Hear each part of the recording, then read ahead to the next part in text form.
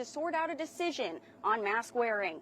These are just a few of the signs left behind. This FedEx truck coming across the road, hitting two cars and trying to assault a child in one of the cars after he crashed into this warehouse. Crews are working to repair these dangerous power lines down from a tree. Val, take a look at this brush completely scorched here, and the damage spreads for nearly an acre here behind me. We'll be out on the water 24/7, making sure people are safe. And neighbors say the debris, as you can see here behind this orange tape, has just gotten worse, continuing to fall from the building each day. Val, remarkably, two of the passengers did survive after the airplane crashed into a wooded area down Coast Guard Road. The others show traffic heading in and out of the bridge. News of the Marines' return home is emotional. And after speaking with several community members today, it's clear countless meaningful memories are stored behind these white walls. To lift up an 18-wheeler completely rolled over after State Highway Patrol troopers say a car ran a stop sign. Governor Roy Cooper applauded this move today, saying local leaders need to do whatever it takes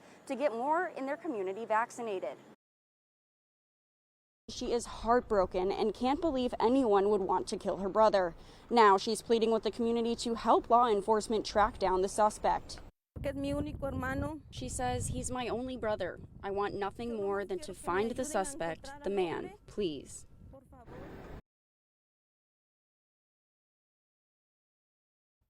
The return process was like nothing I've ever seen before, with massive ships and helicopters carrying in 600 Marines and sailors out of a total 2,400 with the unit, some of whom served in peace operations in Afghanistan.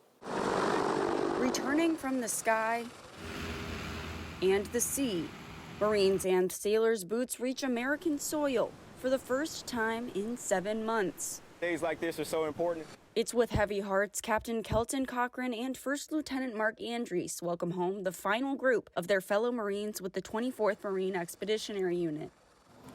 I mean, it's pretty emotional. Their unit is the same one deployed to evacuation operations in Afghanistan, and the same one Sergeant Nicole G., one of the 13 killed in the bombings, served with. It's very hard to describe. Just spending that amount of time away and just experience the things we did and then come home. G's memory, they say, is a reminder to those who served to appreciate the time they have and the people waiting to embrace them when they return. Marines and sailors get some of that time back and they get to reunite with their loved ones. Cochran tells me COVID-19 made deployment even longer, making the return home even more meaningful. In Onslow County, I'm Lucy Nelson with News Channel 12. An argument broke out between a parent and a superintendent. News Channel 12's Lucy Nelson was there and talked to both people about the argument. Why would they want to jeopardize their friend's career? You cannot say because of COVID, you can disagree. An unexpected argument breaks out during a break at a Duplin County Board of Education meeting. The superintendent confronting a parent who had just been kicked out of the meeting for talking longer than he was allowed. Let's back up to that moment. This is ridiculous, guys. Thank you. Y'all have a nice day. Parent Daniel Hatcher signed up for public comment and told the board his concerns.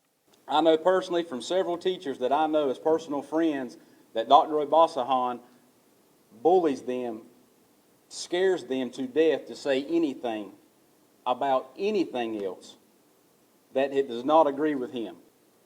This cannot be allowed. At the time, Dr. Obasahan did not say anything. Hatcher is escorted. We thought it was over, but heard later that it was just the beginning. For the parents' comments, they wouldn't even take a stand. I caught up with both men after that argument. Dr. Obasahan told me the interaction was not an altercation. It is very, very unfair to discredit people. Character matters to me, and you just don't go there and spill anything you want to spill without credible evidence. Do you wish anything went differently tonight? Absolutely not. Hatcher had this to say about the argument. Dr. Obasahan approached me and, basically told me that I was a liar, that he does not bully his teachers, and he wanted me to give them names. Well, of course I'm not going to give them names if, they're in fear for their job.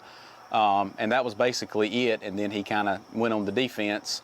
The board voted unanimously to keep masks, and while these two did not see eye to eye, the majority of the meeting was peaceful. Reporting in Duplin County, I'm Lucy Nelson with News Channel 12. News Channel 12's Lucy Nelson caught up with the Ebony Anglers, a group of 5 black women looking to break down barriers. 2 years ago, Gia Peebles saw her first big rock blue marlin tournament with her husband and knew she wanted to get out there in the competitive waters.